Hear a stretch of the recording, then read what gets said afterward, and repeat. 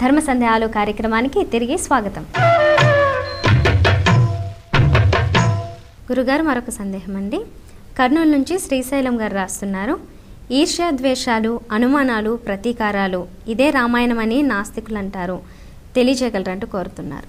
యాదృశీ భావన ఎత్ర,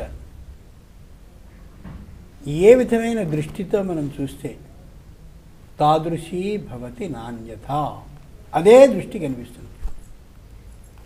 ఎదుట వచ్చేటటువంటి వ్యక్తి పరమ దుర్మార్గుడు, నీచుడు, మూర్ఖుడు, అసత్యాలు పలికేవాడు, కొండెగాడు, నేరగాడు అని ఆలోచిస్తే ఆయన వాడు కాకపోయినా మన హృదయం ఎంత అపవిత్రమో తెలుస్తుంది.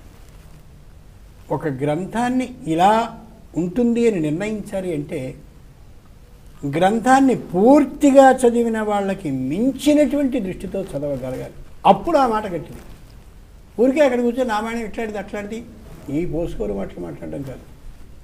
ధైర్యం ఉంటే సంపూర్ణంగా శ్రీమద్ రామాయణాన్ని చదవాలి, చదివి ఇక్కడిక్కడ తప్పు ఉందని నిరూపించగలగాలి, ఇది తప్పు అని చెప్పాలి.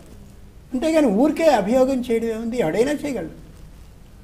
శ్రీమద్ రామాయణం ఉంది కాబట్టి సంప్రదాయం నిలుస్తోంది, ధర్మం నిలుస్తోంది, పాప భీతి అనేది జనానికి వస్తుంది, లోకంలో ఉండేటటువంటి వ్యక్తుల మనస్తత్వాలు ఏమిటో లోకానికి తెలుస్తుంది. వాల్మీకి గ్రంథాన్ని మన ముందు ఉంచడంలో ఈ పుస్తకాన్ని ఏదో అమ్ముకు జీవిద్దామనే ఊహ కాదు ఆయనకి. ఒకే ఒక్క ఆలోచన, వేద ప్రాచేత సాదాసీత్ సాక్షాద్ రామాయణాత్మన.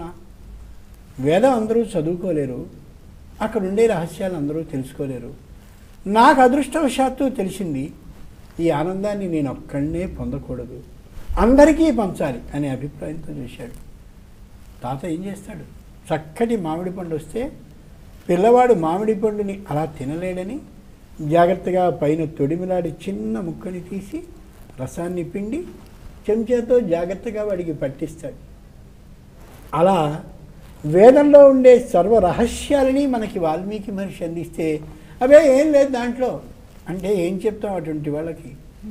బాగా ఆలోచించి ఏదైనా ఒకదాన్ని తిట్టాలి అని అంటే బాగా చదువుకున్నటువంటి పండితుడికి మించి చదివి తిట్టాలి, కానీ నోటికి వచ్చినట్టు తిడితే ఆ తిట్లకి ప్రయోజనం లేదు, ఆ తిట్టిన వాడికి అసలు విలువ లేదు. బాగా ఆలోచించుకోగలగాలి. సంస్కృత శ్లోకం రాదు, సంస్కృత శ్లోకానికి పదవిభాగం తెలియదు, అన్వయం తెలియదు, కారక జ్ఞానం ఉండదు. అబ్బే సంస్కృతంలో ఏం లేదండి, అంతకంటే బుద్ధిహీనమైన మాటలు మరొకటి ఉందా?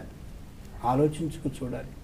ఏదైనా ఒకరిని నిందించాలి అంటే సాధారణంగా ఆధారం చూపించి మరీ నిందించాలి, అప్పుడు అవతల వాడు అంగీకరిస్తాడు. పురాణం చెప్పిన మాట ఇదే.